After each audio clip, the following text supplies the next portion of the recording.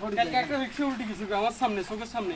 এই রাস্তায় চলাচল করতে গিয়ে আপনাদের খুব কষ্ট হয়? কষ্ট, অনেক কষ্ট। মালপত্র নিয়ে আমরা যাতায়াত কিন্তু খুব কষ্ট। আরে ভাই, রাস্তা নিয়ে কিছু বলেন। রাস্তা যে আমাদের চলাচল রাস্তা করতে নিয়ে কি বলবো, দেখেন আমাদের এই রাস্তাটার মানে গাড়ি ঘোড়া চলার আমরা মতো- এখন যেমন বাবনি গেছিলাম, আমাদের রোডটা দিয়ে আমরা কত সুন্দর ক্লিয়ার থানাটা বাবনি দিয়ে ঢুকতে পারি। হ্যাঁ, এটা হচ্ছে দিকে দিয়ে ঢুকি আমরা মনে লাগে 1 ঘন্টা লাগে। চলার মতো কোনো মানে অবস্থা নাই। চলাচল করার মতন কোনো অবস্থা নাই। দেখেন গর্ত, এখানে প্রচুর গর্ত। কালকে একটা এই রিক্সা উল্টে এই- গেছে, এই- কালকে একটা রিক্সা উল্টে গেছে আমার দেখার সামনে।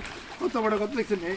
মানুষ গাড়ি গায়ে পড়ে কালকে যায়। একটা রিক্সা উল্টে গেছে আমার সামনে, চোখের সামনে। তো তাহলে চলাচল এখানে করার আমরা মতো কোনো চলাচল অবস্থা কিভাবে করি? মানে আমরা এই দিক এই দিক দোনো দিক থেকে অবহেলিত। কেউ এই রাস্তাটা মানে একজনকে মুসাফিরের একজনকে রামপুর ওই বর্ডার রোডকে অবহেলিত কেউ করতে চায় না। আর মানুষের মানে দীর্ঘদিনের জন্য এই কষ্টটা বুঝতেছে। এবং আমাদের আমরা যে মুসাফির যারা ইউনিয়নের দিকে আছে, আমরা ইয়ে করি, এই কর্মকর্তার রোডটার দিকে। জন্য স্কুল আবেদন যায় যাতে আমাদের রোডটা সুন্দরভাবে মানুষ যেন চলাফেরা কাজ করতে পারে। চলাচল এখানে করে। মাদ্রাসা, এবং স্কুল সহ যদিও সবকিছু। না বাজেট না হয় তাহলে অন্তত কঙ্কর দিয়ে কিছু যে সামান্য টুকটাক যা আছে এগুলোর জন্য আমাদের জন্য চলাচলের পথটা ঠিক করে দেয়। গাড়ি ঘোড়া থেকে মানুষের হাঁটি যেন চলতে পারে সেরকম ভাবে ঠিক করে দিলে অন্তত চলবে আমাদের জন্য।